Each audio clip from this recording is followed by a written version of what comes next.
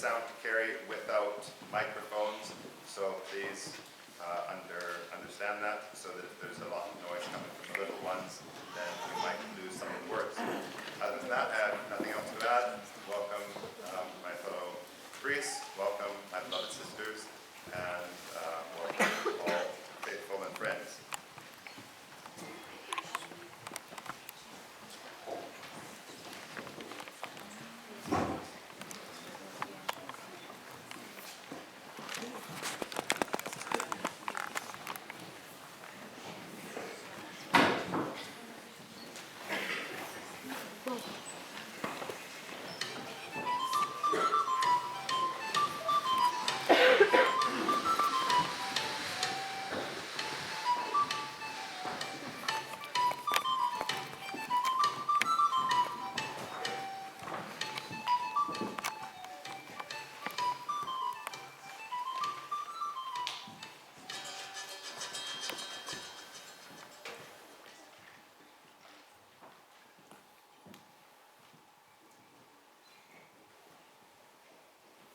Be with us. Is this caravan the king's coach, that it should have a sentry outside it? Bless you, my son. Rather unresponsive, anti-clerical, perhaps. I said bless you. You may say curse you, but at least say something. Dear me, a strong, silent man. It's very hot here. Would you have some fruit? Really? This seems like carrying military modesty too far. Some kind people have just given me a melon, some bread and some wine. Will you have some fruit? Or some bread?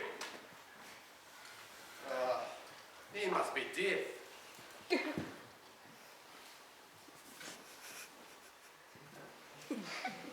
Or some wine. He must be dead. Really, Reverend Father, that is rather a fine point. Is he dead? Would it be a proper use of philosophic language to say that he is dead? One school of thinkers will doubtless declare dogmatically that a thing cannot be dead when it has never been alive. Others of a more mechanistic school may hold that a thing is alive because it shows the material manifestations of life, as he will do in a minute when he is wound up. Anyhow, you will admit he is a model soldier and a quite incorruptible sentinel. But who is he? Do you know him? Yes, I knew him before he was made. Heaven have mercy on us. He's a dummy. For the present, until I bring him to life. Who are you in the name of God? Is this magic? Have no fear. It is no more magic than the science Holy Albert studied, or that for which the Pope honoured Friar Bacon. It is but a machine, though I swear it walks and talks like a man. But who are you? My name matters nothing now. Perhaps it will be known someday. You have the honour, Reverend Sir, to be conversing with the master puppet maker of the world, who has made marionettes to move without wires, and to speak human speech as melodiously as a musical box. I ought, at this moment, to be performing before all the crowned heads of Europe. But they have kept me waiting so long, that now I keep them waiting a little longer. I am a king myself, and this is my very loyal court. After all, it owes everything to me. What scenery there is, I paint. What plays there are, I write. I make them all, and the story for which they are made. I am like a little god in my own mimic world. Do not forget the real God or the real world. Do not misunderstand. understand me. I'm not one of those who lightly sneer at our fathers or the faith. The real world is very grievous, and doubtless it is right that it should worship a grievous God. I only say that for the world that I have made, that though I cannot make it as real, I have at least made it less grievous. Inside that box on wheels, though not outside it, there is a very happy universe. Not cozy, but nobly happy. Indeed, I think the little world is larger than the large one. All my creatures behave with majesty and magnanimity. Heroic virtue always conquers in my stories.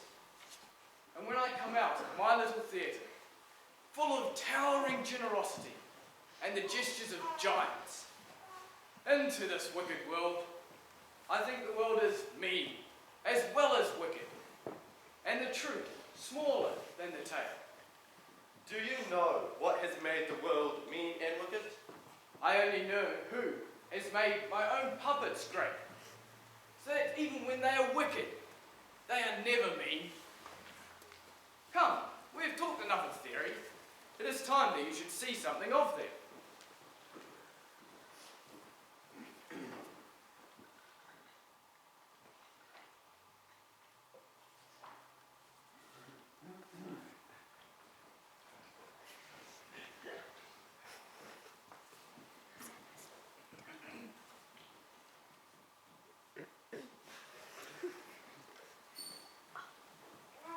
Behold, two noble and high-born ladies, both of dazzling beauty.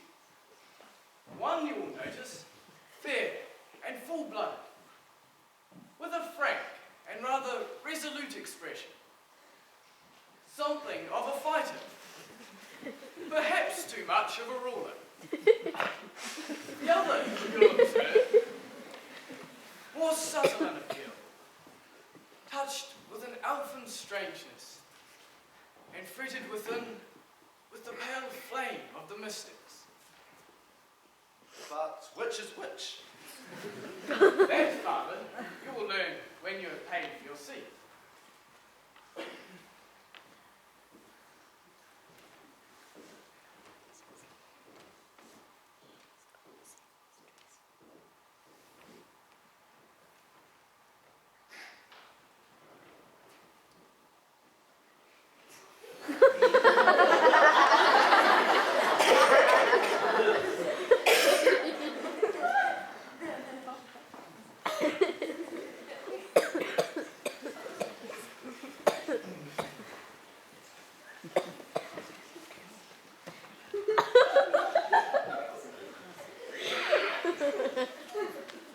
Who is this expansive youth, all in gilded armour? That, Father, is one of the mightiest heroes, one of the most adventurous kings of history. He conquers half Asia when he is wound up. With the captain of the guard, you have already been in affable conversation. He is another halberdier to assist him. That is really all.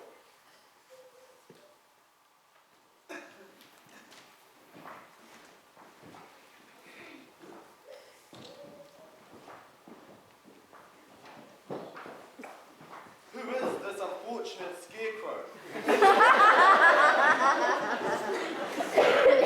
That is a distinguished man of letters, a representative author and poet, like myself. Ah, I see. Come, Father, the play is very short, and it will be an act of charity. Sit down. Have you ever seen a play? I have seen a miracle play. Have you ever seen a miracle? Yes, I have seen a miracle. Who are you? By heaven! I know who you are. You know more than I do. You are Fra Francesco from Mindoro, whom the pilgrims come in crowds to see as they come to the shrine of Compostela. I am one of the little brothers. And No man has ever worked a miracle. It is God who works miracles. But he worked it through you. Ever since you came here, I've known that the eel was changed as to a burning transparency, as if paradise were breaking through, as if new powers were pouring into the world, as if you could make the trees walk, or the horse of my caravan to grow wings, or turn me into one of my own puppets. It would be a mortal sin to do that, if anyone could do it. Only witches and wicked sorcerers make men captives by their own enchantments, imprison them in beasts or birds, or turn them into stone statues. God's miracles always free men from captivity, but such portents, as you name, are often shown in a vision as a parable or a warning.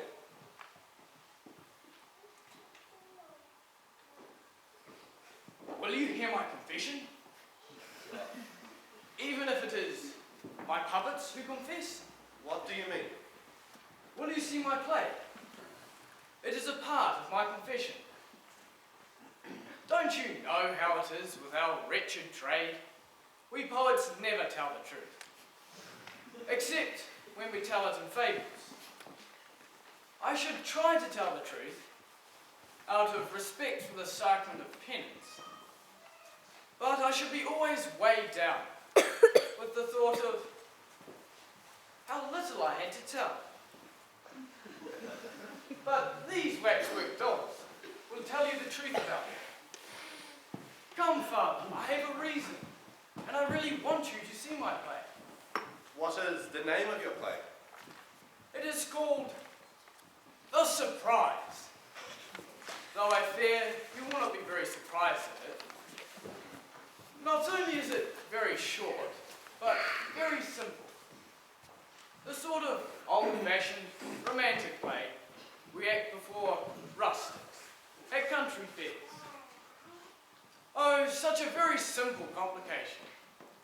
How oddly simple those old